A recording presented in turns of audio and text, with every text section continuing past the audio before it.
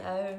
So I'm back in the kitchen with you guys, and I'm here to record a series this time around on a series of different types of grief. So do a little intro to me for anyone that is new to the channel and new to me. I'm Claire. My coaching company is Grief Conversations with Claire. So I'm a grief coach, grief educator, and also a speaker. I am a bereaved sibling, grandchild to my nan and granddad, and a doggy mum to Maggie, and then other relationships as well that don't have the big titles to go with them, but were very important relationships to me, and then therefore very emotionally impactful for me when they passed away. So what I'm going to do is in this series is cover different types of grief with you and explain them, interweave any relevant stories into them for you, and I'll be in the kitchen some of the times, maybe all of the times. I'll see where the episodes take me, and I'm going to cover with you now the different types of grief that I'm going to cover. This is not the full extensive list of different types of grief, and it's not for us to go about labeling ourselves. It's to give us language to go with our human experience. And it's also in reference to not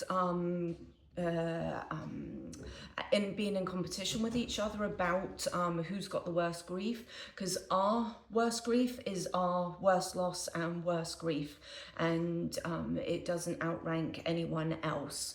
So be kind to yourself and be kind to others around you. So the different types of grief that I'm going to cover with you, and again, this is in no particular order. I'm not going to necessarily cover them in the order that I'm just going to go through them with you. This is just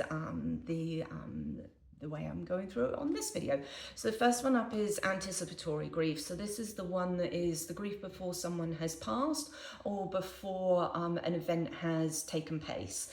Then you've got collective and public grief. So that is the one that is either within the small community, or it could be in the larger community as well. So a famous figure or something along those lines.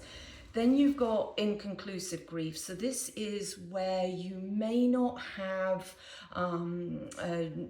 to be very specific, a body to be able to grieve because you don't know, so maybe there was a plane crash. So it's inconclusive because there is no conclusion of what has occurred. Then there's disenfranchised grief. So this is the type where we minimize it, diminish it, or judge it of others or ourselves, because we're pretty critical of ourselves within grief. And this could be like an ex-spousal partner has passed away, or someone that you've got an estranged relationship with that people might be like, well, you're not in contact with them, I haven't been for years, why would you be upset over this? So we'll cover that. There's ambiguous grief. This is a grief that you don't see, so that could be something along the lines of a miscarriage, or in that same type of theme of you were going through all the steps for fostering or adopting and it fell through. No one saw that going on around, so don't understand why you are grieving and upset about something. Then you've got delayed grief. So delayed grief could be something where you just didn't have the capacity to grieve the passing at the time. And that could be that you were totally in survival mode. You had to go to work, you had to take care of young children. And so you were just like, I can't do the grief thing at the moment, and it will come up later. For you. And then you've got traumatic grief. So there's something that gets talked of within the grief and the trauma space is that not all grief has trauma, but all trauma has grief attached to it. And traumatic grief, when we stay in the grief world, is when it was very, very traumatic, the passing of someone or the event. So that could be a horrendous car accident or something along those lines. Then you've got cumulative grief. That is when one after the other happens. So you could have the passing of one parent, couple of months later the passing of another parent, to then a couple of months later the passing of someone else, and it gets to be really hard, and it just kind of piles on top of each other.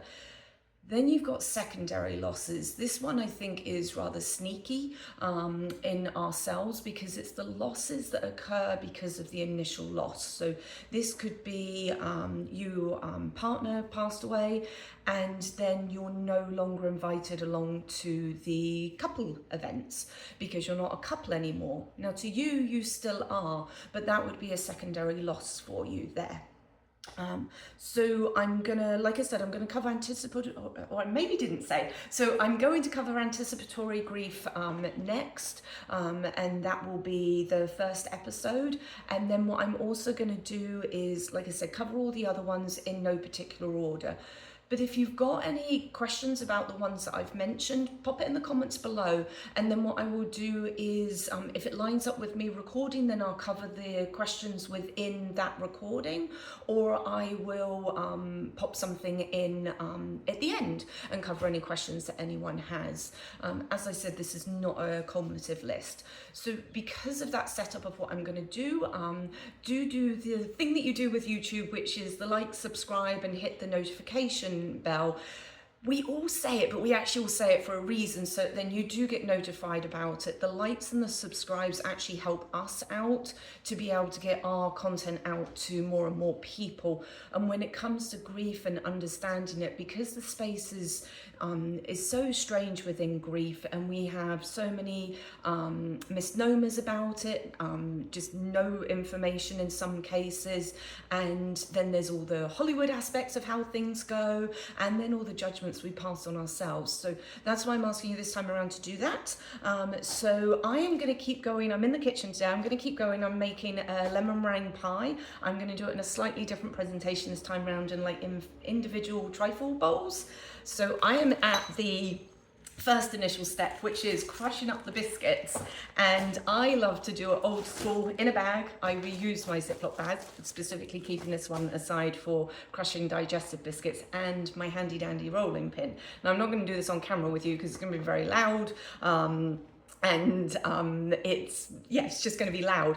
I love doing this. There's certain things with baking that are plain old fun. It's satisfying, it's joyful. This is a really good one for if you've got some pent up like anger or something else.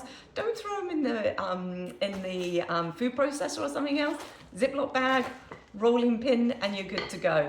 It's how I was raised, doing them as well by my nan and my mum, and it's just carried on through. So that's what I'm doing. So my friends know that the lemon meringue pie is coming. I have to make it extra lemony for them, so without saying names, they know who they are by me saying that.